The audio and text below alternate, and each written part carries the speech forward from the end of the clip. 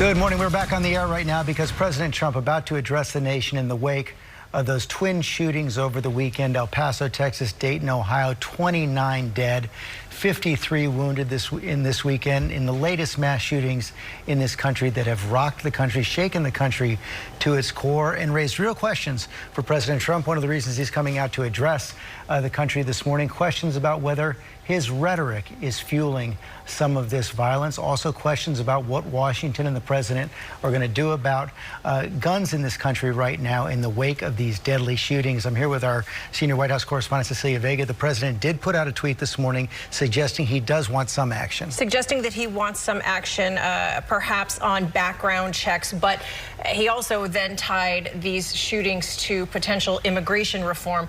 That's not going to fly on Capitol Hill. There's really no incentive at this point for Republicans on the Hill to move forward on gun control, so it remains to be seen exactly how President Trump is going to move forward with this, George. 12 of the nation's deadliest mass shootings have happened so far under President Trump's administrative watch. We will be looking today to see if he uses the words domestic terrorism to address these shootings, particularly the one in El Paso, and white nationalists. We'll see if he calls them out. And here comes the president and the vice president now.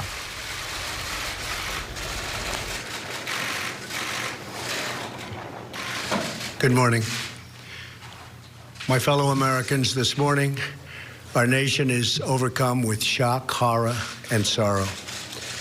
This weekend, more than 80 people were killed or wounded in two evil attacks. One Saturday morning in El Paso, Texas, a wicked man went to a Walmart store where families were shopping with their loved ones. He shot and murdered 20 people and injured 26 others, including precious little children.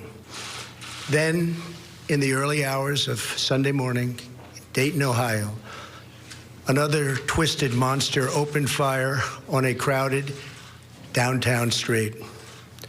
He murdered 9 people, including his own sister, and injured 27 others. The First Lady and I join all Americans in praying and grieving for the victims, their families, and the survivors. We will stand by their side forever. We will never forget. These barbaric slaughters are an assault upon our communities, an attack upon our nation, and a crime against all of humanity. We are outraged and sickened by this monstrous evil, the cruelty, the hatred, the malice, the bloodshed, and the terror. Our hearts are shattered for every family whose parents, children, husbands, and wives were ripped from their arms and their lives. America weeps for the fallen. We are a loving nation, and our children are entitled to grow up in a just, peaceful, and loving society. Together, we lock arms to shoulder the grief. We ask God in heaven to ease the anguish of those who suffer, and we vow to act with urgent resolve. I want to thank the many law enforcement personnel who responded to these atrocities with the extraordinary grace and courage of American heroes. I have spoken with Texas Governor Greg Abbott and Ohio Governor Mike DeWine, as well as Mayor DeMargo of El Paso, Texas, and Mayor Nan Whaley of Dayton, Ohio, to express our profound sadness and unfailing support. Today, we also send the condolences of our nation to President Obrador of Mexico and all the people of Mexico for the loss of their citizens in the El Paso shooting. Terrible, terrible thing. I have also been in close contact with Attorney General Barr and FBI Director Wray. Federal authorities are on the ground, and I have directed them to provide any and all assistance required, whatever is needed. The shooter in El Paso posted a manifesto online consumed by racist hate. In one voice, our nation must condemn racism, bigotry, and white supremacy. These sinister ideologies must be defeated. Hate has no place in America. Hatred warps the mind, ravages the heart, and devours the soul. We have asked the FBI to identify all further resources they need to investigate and disrupt hate crimes and domestic terrorism, whatever they need. We must recognize that the internet has provided a dangerous avenue to radicalize disturbed minds and perform demented acts. We must shine light on the dark recesses of the internet and stop mass murders before they start. The internet, likewise, is used for human trafficking, illegal drug distribution, and so many other heinous crimes. The perils of the internet and social media cannot be ignored, and they will not be ignored. In the 2 decades since Columbine, our nation has watched with rising horror and dread as one mass shooting has followed another, over and over again, decade after decade. We cannot allow ourselves to feel powerless. We can and will stop this evil contagion. In that task, we must honor the sacred memory of those we have lost by acting as one people. Open wounds cannot heal if we are divided. We must seek real bipartisan solutions. We have to do that in a bipartisan manner that will truly make America safer and better for all. First, we must do a better job of identifying and acting on early warning signs. I am directing the Department of Justice to work in partnership with local, state, and federal agencies, as well as social media companies, to develop tools that can detect mass shooters before they strike. As an example, the monster in the Parkland High School in Florida had many red flags against him, and yet nobody took decisive action. Nobody did anything. Why not? Second, we must stop the glorification of violence in our society. This includes the gruesome and grisly video games that are now commonplace. It is too easy today for troubled youth to surround themselves with a culture that celebrates violence. We must stop or substantially reduce this, and it has to begin immediately. Cultural change is hard, but each of us can choose to build a culture that celebrates the inherent worth and dignity of every human life. That's what we have to do. Third, we must reform our mental health laws to better identify mentally disturbed individuals who may commit acts of violence and make sure those people not only get treatment, but when necessary, involuntary confinement. Mental illness and hatred pulls the trigger, not the gun. Fourth, we must make sure that those judged to pose a grave risk to public safety do not have access to firearms, and that if they do, those firearms can be taken through rapid due process. That is why I have called for red flag laws, also known as extreme risk protection orders. Today, I'm also directing the Department of Justice to propose legislation ensuring that those who commit hate crimes and mass murders face the death penalty, and that this capital punishment be delivered quickly, decisively, and without years of needless delay. These are just a few of the areas of cooperation that we can pursue. I am open and ready to listen and discuss all ideas that will actually work and make a very big difference. Republicans and Democrats have proven that we can join together in a bipartisan fashion to address this plague. Last year, we enacted the Stop School Violence and Fix NICS Acts into law, providing grants to improve school safety and strengthening critical background checks for firearm purchases. At my direction, The Department of Justice banned bump stocks. Last year, we prosecuted a record number of firearms offenses. But there is so much more that we have to do. Now is the time to set destructive partisanship aside, so destructive, and find the courage to answer hatred with unity, devotion, and love. Our future is in our control. America will rise to the challenge. We will always have, and we always will, win. The choice is ours, and ours alone. It is not up to mentally ill monsters. It is up to us. If we are able to pass great legislation after all of these years, we will ensure that those who were attacked will not have died in vain. May God bless the memory of those who perished in Toledo.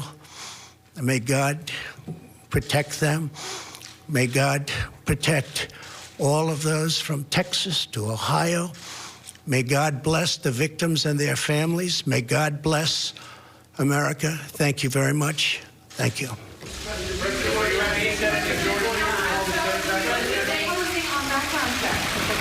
President Trump there, along with Vice President Pence, leaving the diplomatic room at the White House after giving up 10 minutes of remarks on what he called the two evil attacks this weekend in El Paso, Texas. Dayton, Ohio, said they were carried out by wicked men, a twisted monster. And the president, in his strongest language yet, condemning racism and white supremacy, said that all our nation must condemn racism, bigotry, and white supremacy. Then laid out about a 6-point program on what we can do to address this violence, saying more citizens should do more to call out people who they think might be prone to violence, saying we have to stop the glorification of violence on the internet and social media. Also, we should strengthen our mental health laws so that people who might be prone to violence because of a mental imbalance are also identified and treated. Said there should be no access to firearms for those prone to violence, and also called for the death penalty for those who commit hate crimes, and asked for a process to accelerate the sentencing there as well. What he did not call for was any new background check legislation or any new gun control legislation in those few minutes where he did speak. Of course, that's what Democrats and others have called for in the wake of these latest mass shootings. I want to bring our team in for all this right now. David Muir, Woolner's ankle. David Muir is down there in El Paso. David, I know you've been speaking with residents, citizens, officials there in the last 24 hours. What were they expecting to hear from the president? Do you think they heard what they needed to hear? Well, I'll tell you, George, you know, one thing that is inescapable here on the ground in El Paso is something that the police chief flat out said to me in conversations with him in the last 24 hours, Greg Allen. You know, this suspect in this case, 21-year-old Patrick Crucius, came from Allen, Texas, 600 miles away, 10 hours to get here. It's just outside of Dallas, by the way. He could have gone to Dallas or elsewhere, but he chose El Paso, authorities believe, because of the makeup of this community, George, because of its proximity to the U.S.-Mexico border. And of course, what they're concerned about here is the rhetoric in this country when it comes to immigration, when it comes to race. And, you know, we did hear the president there talk about video games, about social media, about mental health, as you pointed out, George. But we didn't hear from the president is anything about the temperature of the rhetoric right now here in America and whether or not that's playing any sort of role. They do believe here on the ground. I had a woman talk to me a short time ago. She and her mother were on the floor of the cafe here in the Walmart behind me. She showed me the video, the gunman actually walking towards the cafe, towards them. The only reason he turned around was because people were running to get out. They made noise. He turned around and continued his firing.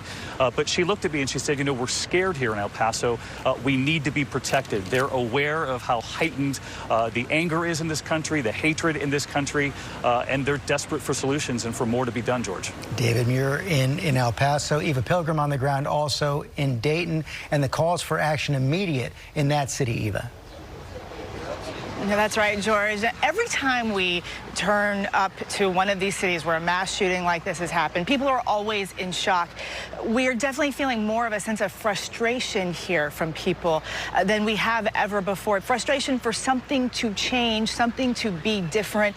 Last night they held a vigil for all of the victims of this particular attack, and as the governor of Ohio took the stage, he was overpowered by chants of "do something." People want something substantial, words or not enough, and there's a real fear that these mass shootings and the quantity of mass shootings that we keep seeing is becoming our new normal, a new normal in places that we've otherwise felt safe. And the question is, where can you go that you don't have to worry about something like this happening? George? That is a big question right now. I want to bring in our Chief Justice correspondent, Pierre Thomas, for more on this as well. One of the other phrases we heard from the president today, Pierre, was domestic terrorism. The FBI, the Department of Homeland Security, the entire Department of Justice have been warning that this is a major threat right now, and it's growing. Absolutely, George. The FBI is reporting to us that they've seen a surge in hate crimes reported by local police. That's a real ongoing threat. There are currently about 850 open domestic terrorism cases that the nation is facing. And, George, they're quite concerned that hate is fueling people going out and actually killing people. We recently have seen a significant spike also in people showing up in public places like schools, malls, workplaces to kill. We used to average about 6 of those a year. We're now up to 30 times a year where people are showing up in these scenarios, George, and law enforcement today is warning that because of what we saw this weekend, that there might be more potential for more domestic terrorism and copycats, George. And Pierre, in that 6-point program the president laid out right there, does that echo what you've been hearing from those in the Department of Justice? They're saying this is what we need to be doing right now?